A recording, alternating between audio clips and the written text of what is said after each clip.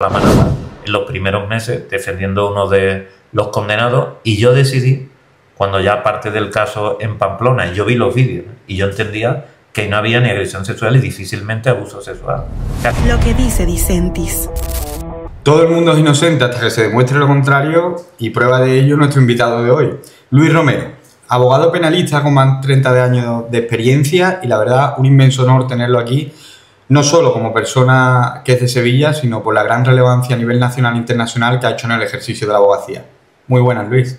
Muy buenos días, Manuel. Bueno, lo primero, gracias por aceptar la invitación, y sobre todo vamos a charlar lo primero y fundamental, ¿por qué Luis decidió ser abogado?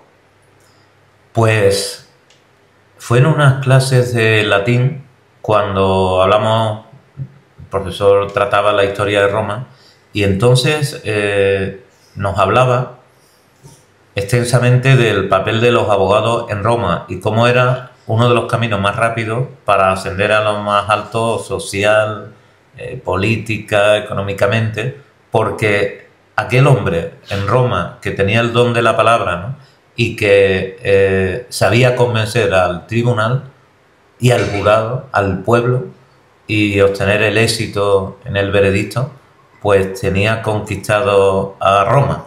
Y efectivamente aquel abogado que tenía el don de la palabra, la oratoria, y que defendía en derecho, pues tenía un papel muy relevante. Y a mí siempre me gustó lo de hablar en público, y eso que yo siempre fui tímido. Pero en realidad eso fue cuando ya estaba yo en tercero de bachiller de BUP y tenía letras puras, porque un año antes iba a ser lo que era mi padre, médico. Y yo desde el cambio ha sido pequeñito iba con el maletín de mi padre, le acompañaba a las consultas, y todo el mundo, tú vas a ser médico, ¿no?, como tu padre. Sin embargo, siempre era otra profesión que me había gustado mucho, la abogacía.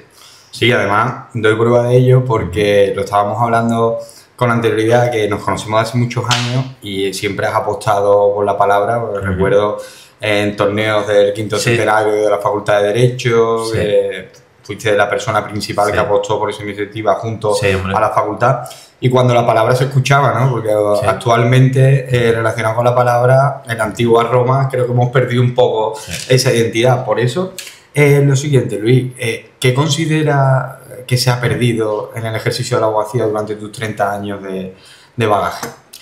Pues se ha perdido la abogacía en el contacto con los tribunales, con los jueces, los fiscales, ¿no?, incluso los funcionarios en general, y también entre nosotros, entre los abogados, porque yo muchas veces he dicho, cuando yo los primeros años, ¿no?, pues yo trataba lo que a mí me gustaba, que era el derecho civil y el derecho penal, ¿no?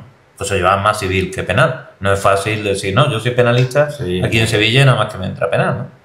Entonces, pues llevaba esas dos materias, pero en el despacho donde yo fui pasante con Fernando Irasus Taparra, gran abogado y con el que todavía me sigo viendo, mi maestro, pues llevaba algo de administrativo, algo de laboral, fiscal, y también nos dedicamos un poco a eso. Entonces, como fui algunas veces, por ejemplo, a magistratura de trabajo, a los juzgados de lo social, hoy, pues yo decía, qué contento estoy de dedicarme al penal, porque lo que yo veía en las salas de lo penal, y no digamos ya en lo que era la Audiencia Provincial de Sevilla, no solo en los juzgados de lo penal, que también, ¿no?, o en los juzgados de instrucción, era el trato exquisito al que allí llegaba, incluso siendo estudiante de Derecho, pues llegaba a haber juicio, debido a que, claro, nuestra antigua Facultad de Derecho, la Real Fábrica, se ha perdido el trato, entonces, cordial. Además, tú has sido una de las personas más críticas en redes del trato de los jueces, que bueno, todos tenemos compañeros y amigos que están en judicatura y también en fiscalía, pero realmente tú has sido una persona muy vehemente con el trato en muchas ocasiones de los jueces hacia los abogados.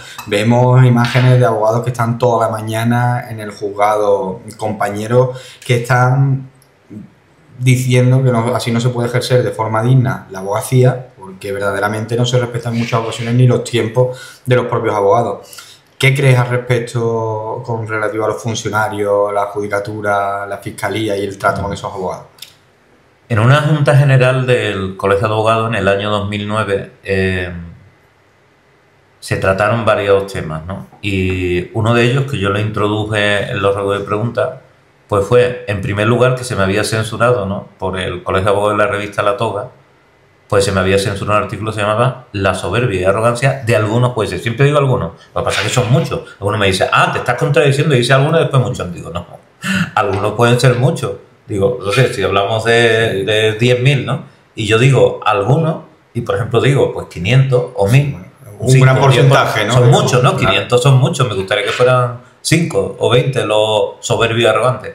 En uno de los últimos vídeos, creo que de hace 48 horas más o menos, ¿no? 48 o 72 horas, precisamente yo decía, ¿deben los jueces tener respeto? Es decir, respeto a los abogados, a los ciudadanos, de hace 48 horas. Y la mayoría de los que han opinado, que en muchos comentarios, dice, es verdad, hay muchos juicios sobre arrogantes, y después me gusta ver. Yo me leo todos los comentarios, la gente se cree porque yo tenga a lo mejor en un vídeo, como pasa en YouTube, pues casi 1 millón de vistas. Que no visualiza todo millón, el impacto, claro, ¿no? y hay 2.000, 3.000, 4.000 comentarios que yo no lo voy a ver. Digo, yo tengo paciencia, ¿no? Y lo voy viendo. ¿Por qué? Porque algunos los tengo que quitar, pero otros incluso bloqueo, ¿no?, al usuario, porque digo, si este lo he hecho ahora, lo va a hacer más veces. Ya no me refiero a que no esté de acuerdo, que lo digo porque yo soy demócrata y respeto todas las opiniones, pero lo que yo no puedo aguantar son los insultos, ¿no?, o las vejaciones. Sí. Pero bueno, a lo que voy.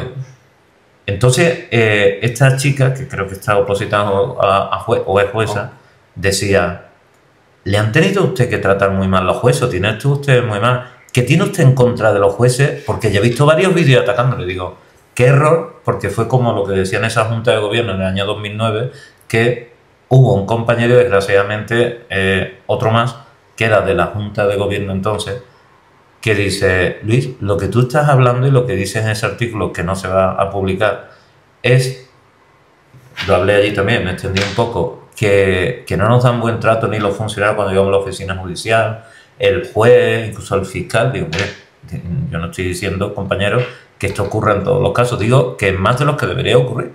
Bueno, pues dice, pues a mí no, porque claro, es que también hay que saber ganarse el funcionario. Y entonces, ¿las garantías, Luis, se respetan o no se respetan? Pues enlazando con lo anterior, ¿cómo? Si yo lo que alego ante los tribunales superiores, primero en el Tribunal Superior de Justicia, ¿no?, de Andalucía, en la Sala de lo Civil y Penal, en Granada, que me fue desestimado el recurso. Claro, como no me va a ser desestimado, si el que casualmente ese día sustituyó a don Lorenzo del Río, su presidente, fue de Paul Velasco, don José Manuel, que fue presidente de la misma sala durante 20 años, se tenía que haber abstenido, como yo he dicho en el Supremo. Y compañero, lógicamente, de sala, íntimo amigo del juez responsable de todas las anomalías procesales que se produjeron en ese juicio, y de don Luis Revilla, el secretario judicial y letrado judicial desde el año 96 con todos los juicios. Pero es lo que yo digo, que han hecho todos los magistrados, muchísimos, 30, 40 de las 4 salas de lo penal durante todos esos años, que según yo oigo, y algunos me han confesado, es que como el letrado judicial no quería grabar, digo, pero vamos a ver, usted es el magistrado presidente, y los fiscales no están ahí para que se cumpla con la ley. Además, en el caso de la Fiscalía, hay un dato demoledor que lo estaba viendo con anterioridad, que es que hay en España unos 2.700 fiscales. Y muy poco para los necesarios. Claro, y hay como 2.600.000 de infracciones penales. Entonces el ratio es demoledor. Pues, si me permite, José Manuel, ¿sabes que yo ahora en mi despacho el 60% de los casos que llevo como acusación particular, en algunos popular, y el resto, que es lo que yo siempre he llevado, ¿no?, en la defensa, que son casos además muy importantes también, ¿no?, muchos de ellos? Y cuando la gente me viene y me dice, Luis, es que yo creo que es mejor... Bueno, me puede defender el fiscal, ¿no? Digo, el fiscal sí está, porque ni está ni se le espera. Dice, ¿cómo? Pero que no van los fiscales a las declaraciones. Digo, muy pocas. No sé si el 10%, quizás me estoy pasando. Van al juzgado de guardia para lógicamente, la declaración del detenido, pero para la vista del 505, para predicarse. Y en muchos pueblos, que yo lo sé, porque me lo han dicho los fiscales, los jueces, se llama y... Oye, mira, en este pídeme prisión, no me lo pida. Como el juez, como se sabe, no puede acordar, ¿no?, la privación de libertad, no sé qué lo pide alguna de las acusaciones. Normalmente es muy raro que estén las acusaciones particulares, ¿no?, en esas comparecencias del 505 se llama. Bueno, eso es una de las corruptelas que hay en nuestra administración de justicia. Pero lo que voy es que van a esas comparecencias y al juzgado de guardia y después van a el juicio. Y has hablado de una de las corruptelas. Sí. ¿cuáles son las otras? O sea, ¿Otra? Pues lo voy a decir porque es que me ha venido a la cabeza. Es increíble porque me lo dijo una compañera hace unos días, digo, pero todo esto sigue ocurriendo. No hablo de un delito leve, bueno, que tampoco debería ser. ¿Quién toma declaración? El juez, ¿no? Y ante la presencia del secretario que viene en el acta, o si no ahora, como si se está grabando, bueno, pues que el secretario confirme que se está grabando correctamente, tanto y la apertura, el cierre, y después puede haber una amnistía. Pero el juez tiene que tomar la declaración, nadie más. Sea delito leve o sea un delito general o grave. Bueno, pues el otro día, en un caso importante de posible delito sexual, estaba allí tomando declaración la funcionaria. Porque el juez se lo ha pedido. Y yo digo, la culpa no la tiene solamente el juez. Que es de la oficina judicial, entiendo. Sí, sí, de la oficina judicial, claro. No sé si era de los antiguos oficiales, porque ya con los nuevos, de tramitadores... auxiliares, tramitadores, gestores... Exacto. Pues de los antiguos oficiales. Y digo, yo no doy crédito. Pero claro, yo ahí me hace gracia, porque las pocas veces que yo no he pedido que esté el juez, que sé que se va a mosquear, y me ha salido con malas pulgas, ¿no? Cuando ha dicho, venga, que pasen a mi despacho, tal, o ha venido corriendo a la oficina, pega un portazo, como diciendo, yo que estoy aquí centrado... Eso lo tenemos como muy película americana, pero ¿qué pasa en la actualidad? ¿Qué pasa? Y uno pega un portazo y digo, si llega ahí alguien, un abogado, un funcionario, a tener la mano en el quicio de la puerta es que le rompe el dedo, porque pegó un portazo a salir, además estaba la ventana abierta y había corriente. Claro que voy. ¿Cómo tú vas a tomar...? Entonces a mí me hace gracia, porque las veces que yo he estado en esa situación, se permite, y en esta ocasión le pasó a mi compañera, en la que digo, decir que alguna pregunta no es pertinente. Entonces yo le digo, disculpe usted, como funcionario me puede decir, pues eso lo hace el juez. Entonces una de dos, o dice, vale, vamos a llamar a su señoría mejor, porque hombre, como esto se está alargando. Claro, porque yo si me dicen eso, claro, hasta ahí ya no puede... Y con los clientes, Luis, ¿cómo le explicas todo lo que está ocurriendo? Hombre, le puedes explicar una mínima parte. Incluso yo tengo, hombre, muchos clientes, bueno, algunos son abogados, ¿no? Ayer me llamó uno estando yo en Madrid, que hay un tema muy delicado, pero otros son juristas, aunque no ejercen de abogado, pero son juristas, y muchos, pues claro, son universitarios. Por ejemplo, llevo varios médicos y médicas. Y ahora me estoy acordando de una señora médica que, hombre, tiene un hijo condenado por unos delitos muy graves, que yo no llevé el caso, pero ahora estamos con los recursos, ¿no? En el Constitucional, Tribunal Europeo, que ya es más difícil, pero lo estamos intentando todos. Se está peleando, ¿no? Claro, incluso para un ulterior recurso de revisión ante el Supremo. Pues cuando ella me pregunta, ¿y esto cómo puede ser? Y esto, y llevamos, vamos, ya con el caso unos 3 años. Y digo, pues mira, es que si quieres te cuento más cosas. Y yo le voy, siempre tengo un ejemplo para dar, porque eso me ha pasado, y no es la primera vez, sino muchas veces. Y Luis, la pregunta es que está en la cabeza y que vaya por delante, que tengo muchos amigos en esa profesión, pero como abogado, ¿se puede comprar a un juez en España?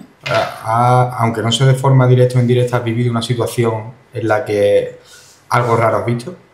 Vamos a ver, yo cosas raras he visto, pero sí tengo que decir que todo lo contrario, que la regla general, por lo que yo sé, por lo que yo percibo o por lo que me pueden decir, ¿no? Es que en España, ¿no? Casi el 100% de los jueces, lógicamente, no se han dejado comprar. Entiendo, ¿no? Entiendo. Segundo, que son muy honrados, ¿no? Serán algunos muy, vamos a decir, saboríos. Una cosa es la soberbia. O antipático, ¿vale? Pero eso no tiene que ver con lo otro, ¿no? Es más, yo confío en las resoluciones judiciales. Y yo estoy, vamos, en general muy contento, porque cuando se llevan 35 años ejerciendo, ¿no? Y en nuestro despacho hay ya más de 10.000 expedientes. Me refiero a los judiciales, porque la mayoría, pues, su gran mayoría son así, ¿no? Expedientes judiciales. Y el día a día es verdad que claro, de un juez, vamos, en ese aspecto, ya no solo por las oposiciones tan duras que exigen de una excelencia brutal, sino también que el día a día están sobrepasados en el ejercicio de que la justicia en España, en ese aspecto, pues es verdad, siempre se dice, no, es que va muy lenta, pero es que el ratio de jueces, de fiscales, está muy por debajo de lo que debería. Me has dicho la judicatura, pero la siguiente pregunta es, ¿la regla general también de la honradez la observamos en la Fiscalía General del Estado y en todos sus términos? El señor García Ortiz se tenía que haber marchado desde el primer momento en que es imputado.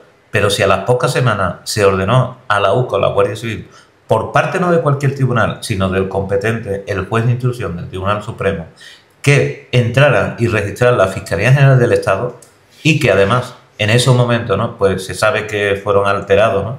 dispositivos borrados o desaparecidos, y antes de saberse eso, solamente porque entraran allí y mancharan el buen nombre de la Fiscalía General del Estado, es que tendría que haber dimitido de forma inmediata. Pero una vez que encima ha avanzado la instrucción y todos los indicios apuntan, desde luego, a esa culpabilidad, presunta culpabilidad del fiscal general del Estado, el que continúe, incluso ahora ya procesado, ¿no?, y con el juicio en noviembre, que entiendo y estoy prácticamente seguro que va a ser condenado por los delitos de descubrimiento y revelación de secreto del señor García Ortiz, pues eso está manchando a toda la Fiscalía, porque como me dijo a mí un fiscal, que llevaba yo un caso muy conocido de corrupción urbanística en Ibiza, año 2007, me dijo: don Luis, estoy de acuerdo con lo que usted dijo ayer en la televisión, una entrevista en la televisión de Ibiza y Formentera, en la TEF, donde yo dije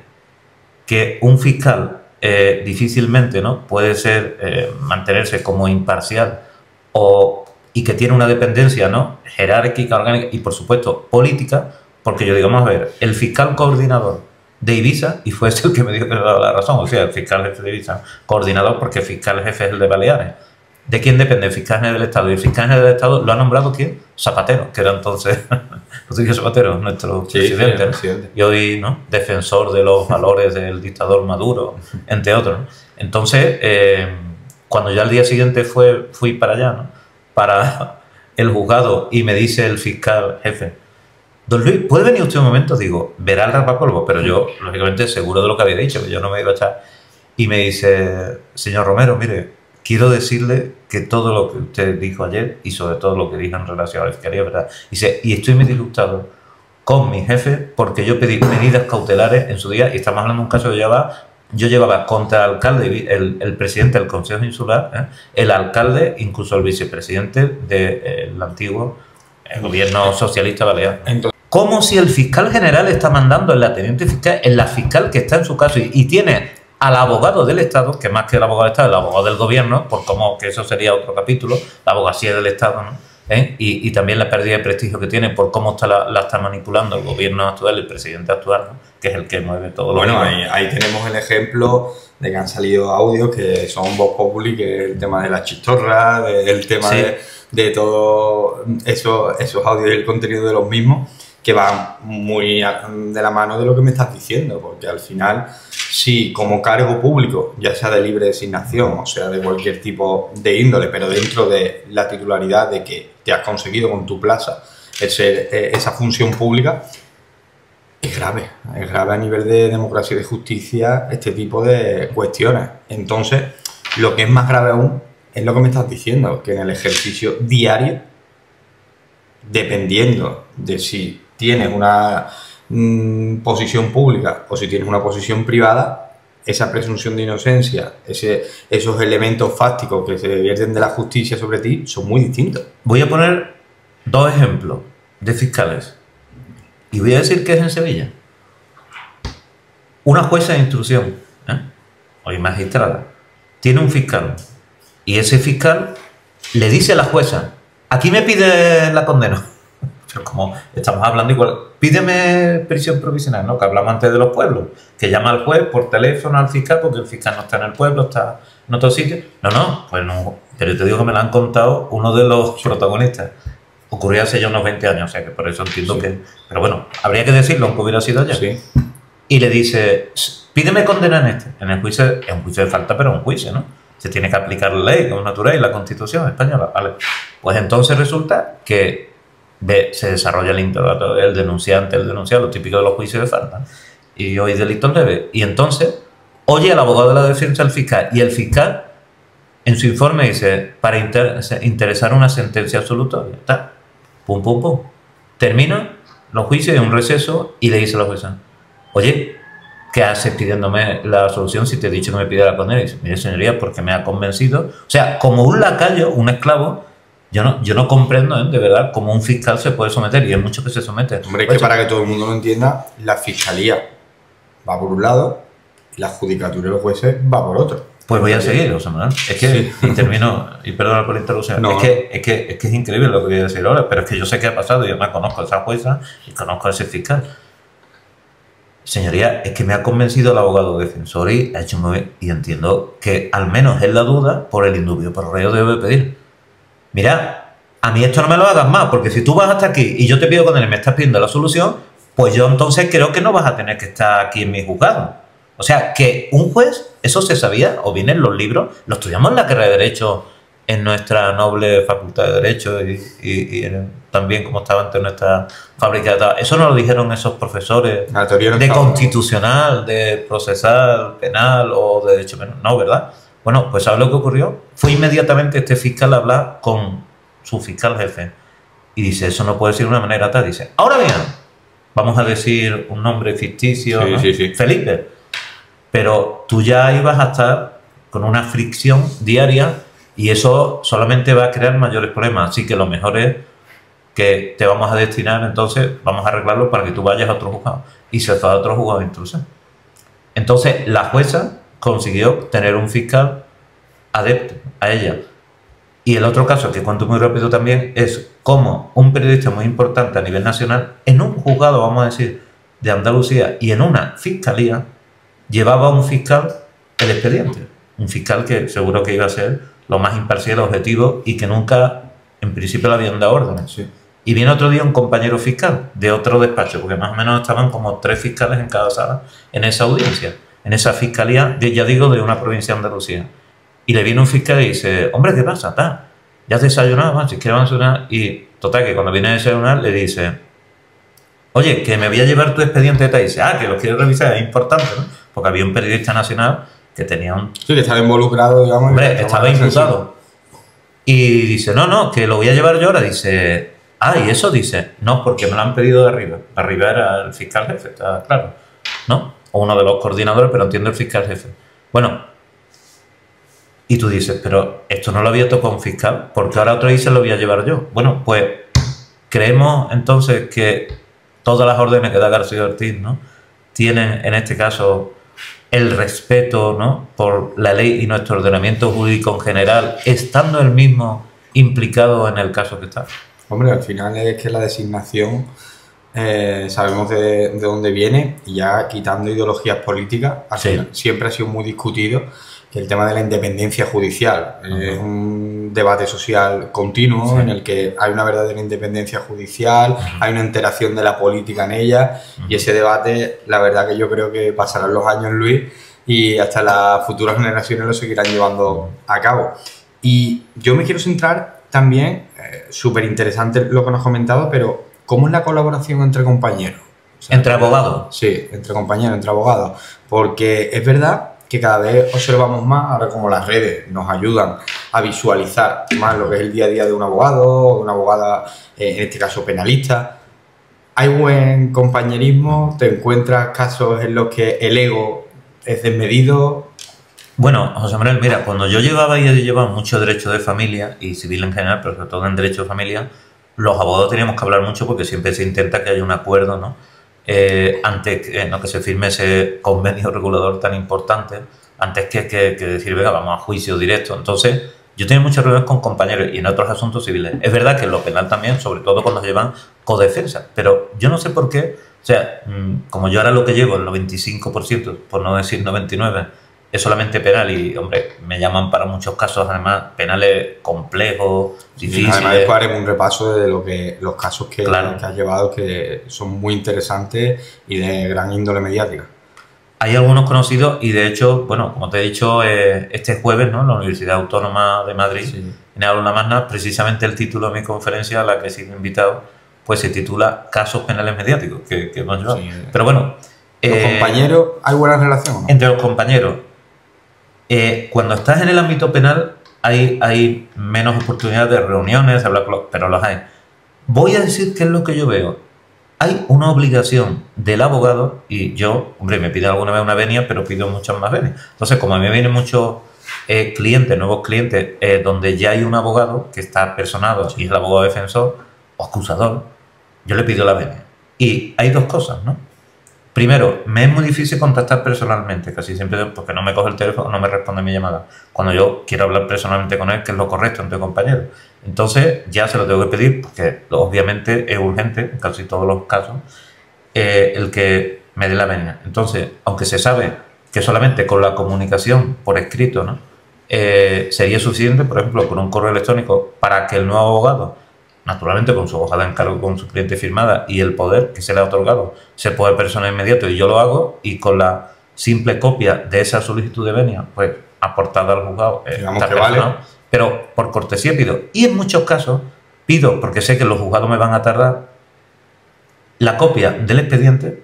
El compañero o no me la envía, o hace oídos sordos, me la envía muy tarde cuando yo ya la tengo, o lo veo en el 90% de los casos, no tiene copia completa, nada más que principales resoluciones, notifica, y no ha pedido la copia. Y digo, pero vamos a ver, ¿cómo se puede iniciar, incluso en delitos leves, ¿no?, una defensa penal o una acusación penal, pero en este caso hablamos de la defensa penal, sin tener copia desde la portada hasta la contraportada del expediente? Yo eso nunca lo he entendido, porque incluso en lo que parece que puede ser una diligencia de ordenación, una comunicación, la recepción profa, un acuso recibo, puede ser importante, por ejemplo, efectos de prescripción, de nulidades.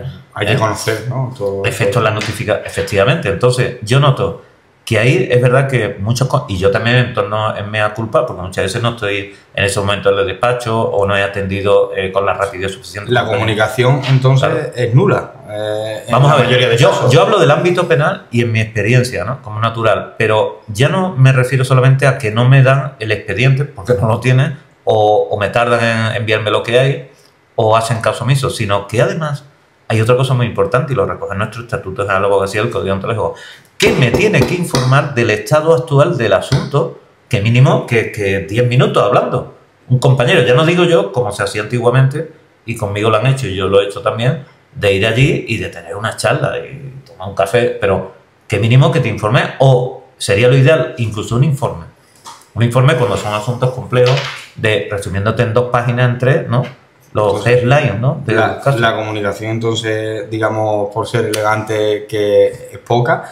Pero también, Luis, ¿crees? Pues tú eres una persona que te has adaptado y has evolucionado con los tiempos, estás muy activo en redes.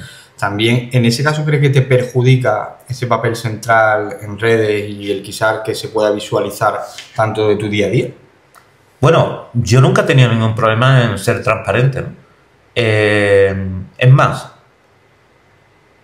mañana yo tengo que grabar 3 vídeos largos de YouTube. Debería grabar uno, pero bueno, tengo un poco de retraso porque, hombre, me aconsejan mis editores, que son magníficos, ¿no?, de todos mis vídeos, que los suban a todas las redes, pero que, hombre, en YouTube, donde además, bueno, tenemos ya 50.000 seguidores, ¿no?, logrados 49.000 de ellos en el último año, con lo cual va muy bien, que los vídeos largos son esenciales, y es verdad, ¿no? Pero, ¿por qué lo digo? Porque precisamente ayer le decía yo a mi mujer, Mercedes, los que voy a grabar el domingo voy a intentar que no sean políticos. ¿Por qué? Porque a mí me gusta la política. Es verdad que muchos de los vídeos cortos de los últimos meses, ¿no?, pues al menos la mitad, ¿no?, se refiere a política, pero política con consecuencias penales. Y aunque yo intento explicarlo y en muchos comentarios se me critica porque se me dice que si soy de Vox, que si soy facha, que si soy fascista, franquista, bueno, y cosas parecidas, y ya hablan del lawfare, de los jueces y todo, o por ejemplo cuando yo creo que el juez Peinado, ¿no?, pues se merece un respeto, aunque haya cumplido con su deber, ¿no?, si él entiende, ¿no?, que hay motivo suficiente, indicio de criminalidad para pentaimputar a doña Begoña Gómez, la mujer del presidente, lo haga, y que no le pueden llamar prevaricador. Bueno, pues por eso me dicen que yo también soy, bueno, algunos me dicen abogado franquista, y no, juez franquista, o sea que yo le agradezco, ¿no?, que me denominen como juez. Entonces, no obstante, es verdad que yo digo, me voy a centrar estrictamente, ¿no?, en, hombre, lo que yo pueda... Eso te coarta, ¿no?, al final, porque entonces la libertad de expresión, que es uno de los derechos fundamentales que tenemos en nuestra Constitución, si a ti, que eres una persona súper activa, con un gran bagaje, te condiciona en muchas ocasiones, porque es inevitable, o sea, estamos al final expuestos a nivel público y notorio, que no hará con una persona que a lo mejor no tenga esa trayectoria. Entonces, verdaderamente esa libertad de expresión nos la coartan ese tipo de comentarios, ¿no? Nos lo coartan porque efectivamente muchos, pero a mí me gusta escuchar, ¿no?, vamos a decir al pueblo, o sea, a mis seguidores, y es verdad que veo, y no hablo ya de TikTok, de Instagram, en general, sino YouTube, ¿no?, que para mí desde luego es la red social, ¿no?, mejor que hay, ¿no?, por muchos motivos. Dicen, don Luis, yo seguía su canal porque usted es abogado penalista y me encantaba y me encanta ver sus consejos que siguen siendo, y lo sigo manteniendo, son buenos en penal, sobre la justicia, y sé, pero ¿usted por qué se está metiendo últimamente en política? Y yo le he respondido a algunos de ellos, ¿no? Como ejemplo para los demás. Digo, vamos a ver, es que yo no es que esté hablando de política, sino que esos delitos presuntos, ¿no? O esas condenas ya, incluso en sentencias firmes, y casos penales, ¿no? Y procesos penales famosos de los últimos años, es que los tenemos todos leídos en los titulares y es necesario que un abogado especializado en derecho penal los comente. Digo, yo no estoy diciendo los socialistas son unos delincuentes, yo estoy diciendo que muchos socialistas y en los puestos, altos puestos de cargos públicos y políticos están hasta arriba. Y cuando yo hablo, por ejemplo, del presidente, ¿no? Que considero lógicamente el mayor responsable por haber tenido a su alrededor y tener rodeado, y si no, por acción, por omisión, que es responsable, o al menos, si no, autor, sí, presunto cooperador necesario, yo estoy diciendo lo que opino como jurista, aparte, lógicamente, como ciudadano. Y efectivamente, parece que en España no hay esa cultura que sí hay, por ejemplo, en Inglaterra, en Alemania o en Estados Unidos. Sí, y Luis, en todo este mapa que estamos dibujando, ¿no? De tu experiencia, vamos a centrarnos un poco ahora de los casos mediáticos, que lo hablaba con anterioridad. Has llevado casos como, bueno, de los más conocidos, ¿no? De Ortega Cano, de Carlos Parra, de la familia, de ese trágico suceso en el que resultó muerto en el accidente de tráfico. Actualmente también el Cerro Muriano, con lo de las prácticas militares, que además de la familia de Carlos León, si no recuerdo mal. ¿Qué es lo más complicado que has tenido ante estos casos mediáticos y, sobre todo, cómo interactúas con la familia, en tu experiencia, cómo se gestiona? Pues el otro día hubo un compañero que me pedía unas notas para una conferencia que tiene que dar, que es presidente del abogado y los medios de prensa. Y digo, hombre, tú sabes de esto más que nadie. Y dice, no, tú sabes más que yo porque has estado en muchos casos mediáticos y llevas mucho tiempo viendo la televisión. Entonces yo digo, vale, pues voy a darle unos titulares, ¿no? Entonces yo siempre, y me han invitado a conferencias o mesas redondas donde he hablado del tema, digo dos cosas. Primero, lo primero que tiene que ver el abogado es si para comparecer, ¿no? Ante los medios de comunicación, ¿no? Va a perjudicar o va a favorecer el caso. O sea, porque si va a perjudicarla, más que favorecer, desde luego el abogado tiene que tomar la decisión, ya no solamente no hablar él, sino pedir a la familia o a sus clientes que no hable nadie. Lo primero. Lo segundo, si el abogado ve que es conveniente porque está saliendo en los medios, se está perjudicando a sus clientes, a su defensa en general, a su honor, a su intimidad, pues entonces lo segundo es no hablar el abogado sin el consentimiento del cliente. Aunque tú lo creas que sí debes de dar una entrevista a un medio porque te lo están pidiendo, una rueda de prensa o una nota o un comunicado de prensa, si el cliente dice, sí, pero yo prefiero que usted no hable, don Luis, pues entonces mejor no hablar. ¿Qué es lo que me pasó a mí en el Cerro Muriano en los primeros, digamos, mes y medio? O sea, mucho revuelo ese caso. Sí, exactamente. Y hasta el mes de febrero, si no recuerdo mal, finales o por ahí, pues a los 2 meses ocurrió el accidente, no se convocó una rueda de prensa por parte de mi despacho, en nombre de, como portavoces también de la familia del soldado Carlos León, porque prácticamente no se sabía nada y casi que estaban diciendo que se ahogaron, ¿no? El soldado Carlos León y el cabo Jiménez en Cerro Muriano, en el lago artificial, por su culpa, ¿no? Esto me recuerda a lo que pasó al inicio del proceso seguido contra el torero Ortega Cano, donde yo ejercí junto a mi hermano Andrés la acusación particular, que la primera semana decía la familia, porque el torero estaba todavía semi-inconsciente, ¿no?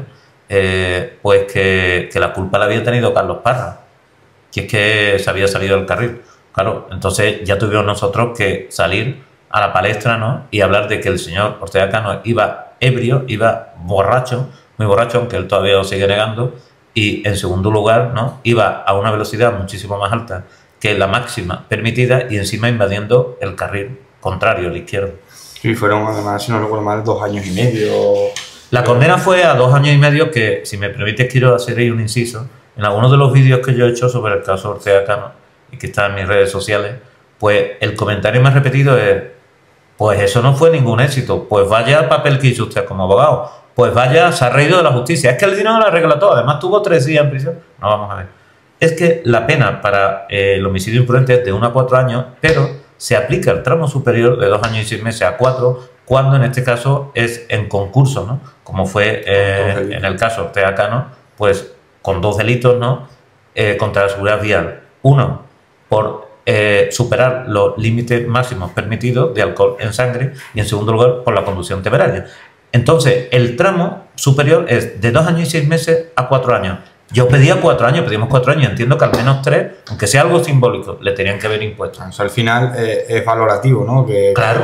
Y sobre todo que la gente, la gran mayoría no conoce cómo funciona el Código Penal, cómo se tiene que operar en ese aspecto. Pero Luis, es el caso que más te ha impactado, Luis, como abogado penalista, porque al final la gente, ese abogado penalista, en su cabeza se dibuja como asesinatos, como todos los delitos relacionados también de sangre, pero también hay otro tipo, que es el penal económico. Pero a ti, en tu ejercicio, ¿cuál es el que más te ha impactado?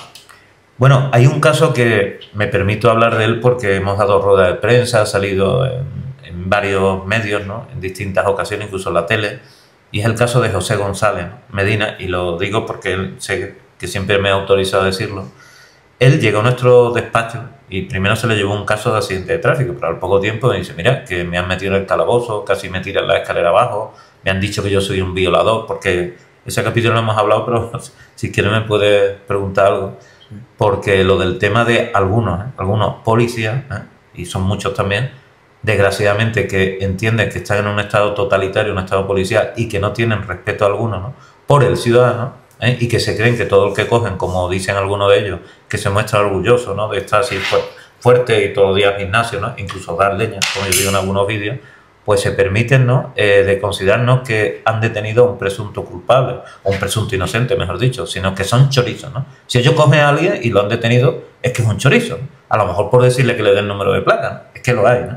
O por, a lo mejor incluso insultarlo porque va mareado o no tiene educación. ¿En la policía ves ese tipo de actitudes de forma...? Hombre, es que ahí también veo yo cómo me responde y cómo hace unos días en una librería de Sevilla, la Casa del Libro, me dice un señor, don Luis Romero, dice, mira que yo sí sé que yo soy de las redes sociales, dice, que lo que usted dice de los compañeros, dice, es que yo soy subinspector de policía, que le doy la razón, dice, enhorabuena por su valentía y usted está haciendo mucho bien. ¿Y te han amenazado, Luis, alguna vez? Claro, y otros me dicen, pero no te puedes imaginar, y muchos de escala superior, inspectores y comisarios jefes y tal, de que gracias por esos vídeos, fíjate que se supone, según el vulgo o algunos policías, que yo puedo estar criticado, no critico, es igual que lo de los jueces. Yo lo que digo es que estamos en una democracia, ¿eh?, y en un estado constitucional. Y es natural y humano que en todas las profesiones al final siempre están, como se suele denominar, esos garbanzos negros, ¿no? Pero claro, eso pasa en todo. Pues José González Medina, lo digo porque la audiencia provincial, qué casualidad, la sesión cuarta también, en el año aproximadamente 2007-2008, si no recuerdo mal, lo condenó a 6 años de prisión supuestamente por agredir sexualmente a su mujer, de la que entonces estaba separada. No veía a los niños desde hacía ya pues, casi 6 años. Entonces, tuve, en este caso, ¿no?, pues la estimación de mi recurso a casación ante el Tribunal Supremo y salió suelto. Se libró de los 6 años y cuando lo llamé por teléfono y lo cité en mi despacho, digo, José, ¿te has librado de 6 años de prisión? Dice, sí, pero tengo otra prisión, otra pena, que es más grave aún. Llevo 6 años ahora sin ver a mis 2 hijos cuando eran pequeñitos y que es lo más grande que he vivido. Ese señor a día de hoy todavía no ha podido ver a los hijos porque lo único que pudo fue cuando ganó, pero como la justicia es tan lenta, en la vía civil nos daban la razón los tribunales, los fiscales se oponían y después la audiencia decía que no. Porque... Y una de las eternas preguntas, Luis, que subyace siempre, que es que, abogado penalista, sí, ¿defenderías a un asesino? ¿Defenderías a un pedófilo? ¿Defenderías a casos de violación? Porque siempre a todos los estudiantes de Derecho, y cuando hemos dicho después que queremos ser abogados, siempre nos preguntaban esa ética moral en relación al ejercicio de la abogacía. Un abogado, como dice el que ha sido hasta hace poco ministro de Justicia en Francia, ¿no?, y gran penalista, ¿no?, que ha defendido, pues como tú dices, ¿no?, a presuntos pedófilos, presuntos asesinos, incluso a algunos, bueno, llamados depredadores, ¿no?, sexuales. Si uno es abogado penalista, ejerce la defensa y ejerce la acusación. Y en mi caso no hay ningún delito que yo no lleve. No sé por qué la gran mayoría de los casos que yo llevo como defensa, pues son lo que se llama delincuentes primarios, es decir, no tiene antecedentes, a lo mejor puede ser el 5% que tenga antecedentes. No sé si eso es, digamos, ¿no?, digamos, una autoselección que sea mi despacho. Y, por ejemplo, hay casos que, aunque los llevo, como delito contra la salud pública, pues de 100 que entren al año en mi despacho o más, puede haber 3 o puede haber 2, mientras que a lo mejor va a otros despachos, por ejemplo, de Sevilla, y son penalistas y el 80% de lo que hay es tráfico de drogas. Bueno, pues mi despacho es el 2%, el 3%. No lo sé por qué.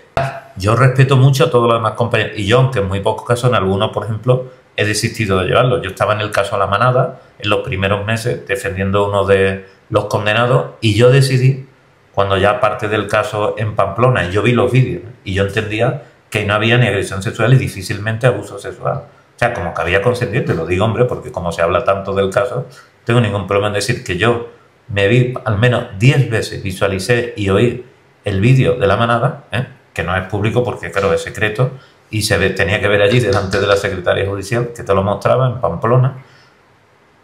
Yo entiendo que ahí no hubo delito, y ahí sí que la alarma social, que no se debe de tener en cuenta nunca para una sentencia, y se pasó de la condena por abusos sexuales en la audiencia de Pamplona en el Supremo a la condena por agresión sexual, tiene que ser. Bueno, sin embargo... ¿Y tuviste ese vídeo y a nivel profesional? Pero yo quería terminar, José Manuel, de decir que yo me salí, bueno, por 2 motivos. Estaba terminando mi tesis doctoral, ¿no?, que la defendía pocos meses después para ser doctor en Derecho, y en segundo lugar, porque después ya salió también el caso de Pozo Blanco. Entonces yo me veía que ir a Pamplona eran mínimo 2 días allí. Yo tenía que ir a Pozo Blanco, que tampoco está muy bien comunicado, y por cuestión de tiempo, ¿no?, y por otras cuestiones, yo, por ejemplo, ahí decidí, y en un caso tan mediático y tan interesante para cualquier penalista, no continuar con la defensa. Por supuesto, seguí hasta que ya la familia y el cliente designó otro abogado, pero por lo que tú dices, yo cuando me preguntan los estudiantes de Derecho, don Luis, ¿y si un culpable o alguien que va, por ejemplo, por un asesinato, por una agresión sexual o un menor, le confiesa que él ha sido, usted entonces lo llevaría? Yo digo, todavía en mis 35 años no me puedo permitir el lujo de renunciar a ningún caso para mi despacho, siempre que el cliente está de acuerdo con mis honorarios y además los abones, y en segundo lugar, que yo no vea ninguna cuestión como, por ejemplo, falta de respeto algún tipo falta de ética, ¿no?, por parte del cliente, y no vea yo, o sea, algo por lo que yo me siento incómodo. ¿Y el tema de los honorarios en la abogacía, Luis? Hombre, ¿Piensas que todo vale o debería estar...? Bueno, al final los colegios no profesionales sí tasan un poco el mínimo por el que se tienen que llevar los distintos asuntos, pero ¿verdaderamente los honorarios en la abogacía hay un respeto entre los distintos despachos? Yo siempre le recomendaré a todos los clientes, y no estoy hablando en contra de la abogacía, al contrario, a favor, porque a la larga, a corto y medio plazo es mejor, y largo plazo es mejor para abogados. Tiene que estar por escrito el presupuesto y por supuesto, y como mínimo, una hoja de encargo profesional, aunque todavía no sea obligatoria, pero sí recomendable. Y los honorarios son libres. Yo siempre diré que un abogado por un caso, vamos a poner, por ejemplo, por un delito leve, ¿no?, aquí en Sevilla se están cobrando por unos abogados todavía 200, 300 euros, que me parece una vergüenza y que no merece la pena ni el desplazamiento y el tiempo que se tarda ni ese día al juicio, no digamos todas las demás gestiones como consulta. Sí, lo que pasa es que es verdad que a nivel de un abogado joven, es que eso, por cerrar un poco esta última parte, la abogacía joven es uno de los mayores elementos, y además como sufridores en ese aspecto que hemos sido todos. Es que, Luis, las condiciones, o sea, se está defendiendo la ley, pero en muchos casos no se cumple esa ley en cuanto a los salarios que reciben los abogados y abogadas jóvenes, en cuanto a la carga de trabajo, la carga de horas, también la eterna pregunta de que nos dicen es que hay muchos abogados. Entonces, ¿qué papel tiene la abogacía joven en la actualidad? Cuando observamos que es lo que tú dices, yo ya con mi experiencia, bagaje, no merece la pena con ese tiempo por 200, 300, pero es que un abogado joven o una abogada joven, es que las condiciones no son mucho mejores. Yo siempre digo igual, de 10 casos que llegan a tu despacho, a tu bufete, o que te vean en la calle tomando el café, ¿tú eres abogado o el taxista? ¿Tú eres abogado? ¿Te puedo hacer una pregunta? Sí, que si es muy extensa le dice, vale, en mi despacho que cobro 200 euros, 300. Eso es otra, consultas a 40, a 50 euros, por ejemplo en Sevilla, que oigo, incluso en Madrid, a 70, 70, digo, no, a ver, cobrado 50 o 100 porque cobra 70 o 75. Aquí que estamos vendiendo patata o arroz o un gran servicio. Pero hombre, si cualquier mecánico te cobra ya 90 o 100 la hora, que sea más o menos bueno, ¿no? Digo, ¿por qué un abogado va a cobrar menos que un mecánico la hora? Entonces, en cuanto a lo que son los honorarios, siempre digo, vamos a ver, de 10 casos que te contraten uno o dos, porque estarás haciendo el trabajo de uno o dos, pero por ese precio por el que otros llevan 10. Con lo cual llegará un momento que cuando llegues 20, 30 o 40, ya no tendrás tiempo ni espacio para aceptar más casos y no tendrás que ni para pagar tus gastos. Eso es lo que tú dices, José Manuel, y te has referido perfectamente a ello, lo que se denomina la proletarización de la abogacía joven. Y le digo a los jóvenes, no a los falsos autónomos, no aceptes que te paguen a ti como están pagándote a más metálicos muchos despachos, porque yo desde el año 2002-2003, por la ley de relación laboral especial de la abogacía, estoy pagando a mis administrativos y casi el 40% de la seguridad social y a todos los abogados. Y todavía me preguntan, hasta de un colegio de abogados, no voy a decir de cuál, de algunos compañeros y diputados, que me dicen, pero tú tienes dado de alto a todos los abogados, Luis, ¿cómo te lo permite? Digo, pues por eso a lo mejor tengo que cobrar un horario más alto, pero el cliente estará más seguro cuando el abogado cumpla con la ley en la contratación de su administrativo y abogado y esté en un sitio con un seguro lo más alto posible de cobertura. Pero se llama ley, ¿no? Hay que cumplirla, digo yo. Hombre, vamos a ver. Entonces, yo tengo ahora, y he tenido, ¿no?, en mi despacho, abogadas y abogados, donde es que ninguno estaba dado de alta, es que todos los que vienen, no, yo no estaba de alta, es que yo estaba con, pero digo, será de falso autónomo. Sobre todo, Luis, lo que es fundamental, y ahí sí que me paro un poco, es la abogacía joven. Si están de falsos autónomos, como están mencionando, además tienen más de 30 años de experiencia y Sí. lo sabes. Si cobran por debajo de lo que se deberían de cobrar, entonces, ¿qué consejo le damos a su abogado joven? Igual que le doy a mis hijos, que ya mi hija está en cuarto de Derecho y el año que viene pues, va para Madrid para hacer el doble máster en abogacía y va a hacer allí las prácticas, o mi hijo que está este año ya y está encantado, ¿no?, en Madrid también haciendo el máster, el doble máster en abogacía, que antes de venir a mi despacho, que lógicamente tienen las puertas abiertas y yo sé que ellos van a venir y así lo han dicho, que estén después del año de práctica, que por ejemplo Luis ya va a ser el año que viene cuando lo va a hacer, por lo menos un par de años, sí, incluso 3 también, pero por lo menos en otro despacho, ¿no? Yo ya le he dicho igual que me dijo mi padre, digo, Luis, tú has terminado la carrera de Derecho, has tenido tu coche, otro coche, porque se avería hotel y hubo que comprar otro. Te has hecho tu viajito durante la carrera, que no eran los Erasmus como hoy, pero bueno, te podías ir. Pero... Y has tenido tu año sabático porque te has ido 4 meses a Londres, no has tenido que trabajar en Londres como otros que sí van allí a estudiar y tienen que pagarse, ¿no?, los gastos, casi todos los gastos. Has tenido tus clases y dices, es verdad que también te has hecho tus cursos aparte de oratoria y otros que yo ya hice en el 89 y 90, ¿no?, con el primer dinero que gané, además como agente electoral y tal, dice, y te estás pagando todo. Dice, pero ya, págate también la letra del coche, da algo que estás viviendo con nosotros en casa. Bueno, también se llama al final dignidad, ¿no, Luis? Porque es muy complicado llegar a ser abogado por todos los años que requiere de... Tú sabes los primeros 6 meses míos laborales donde trabajé en la compañía de seguros Caser, de inspector comercial aquí en la Plaza de Encarnación, que todavía ahí está el cartel de Caser, la segunda planta, y yo estuve ahí 6 meses. Eso además me sirvió, bueno, para, aparte de ahorrar, para tener otros contactos y para hacer lo que yo quería hacer, que era ya darme de alta en el colegio de abogados, pero esos 6 meses de sueldo, ¿no?, más después la prestación social, que eran otros 3 meses que te daban a la misma vez, incluso otras ayudas también, y prestaciones sociales, pues me sirvieron para yo después llevarme un año de pasantía, que mucha gente me dice, hombre, uno nada más, no, tienes que estar por lo menos 3 o 5, digo, vamos a ver, es que yo ya desde el minuto 1, aunque mi maestro siempre haya estado ahí para aconsejarme, desde el primer día que yo empecé la pasantía en Sevilla, en la calle Juan Sebastián Elcano, junto al restaurante La Montanera, pues resulta que yo abrí también en mi pueblo mi despacho para el viernes por la tarde y el fin de semana, que en algún caso allí había, ¿no? Sí, hombre. Pero todavía no tuviera ni ordenador. Al final se trata de estar en el día a día, estar en la sociedad, naturalizar, de que todos queremos llegar a ser grandes abogados, grandes abogadas, pero hay que pasar por una serie de peajes que son claros para llegar a esa profesionalidad. Y ejemplo de ello lo hemos tenido hoy con Luis Romero, que es una de las personas más relevantes en el ejercicio de la abogacía a nivel nacional. Por eso no os perdáis este episodio, que va a estar en todas las plataformas, y gracias, Luis, una vez más por esta charla tan intensa, tan interesante y sobre todo de actualidad, que es lo fundamental. Pues encantado, José Manuel, de esta grata entrevista, y si algo de lo que he dicho, ¿no?, pues ha servido para que esos abogados jóvenes, ¿no?, que comienzan ahora o los que aún están indecisos en la carrera de Derecho para dedicarse a la noble profesión de la abogacía, pues yo creo que habremos cumplido, ¿no?, con algo muy importante, ¿no? Que ser abogado es una de las satisfacciones más grandes que se pueden tener en la vida.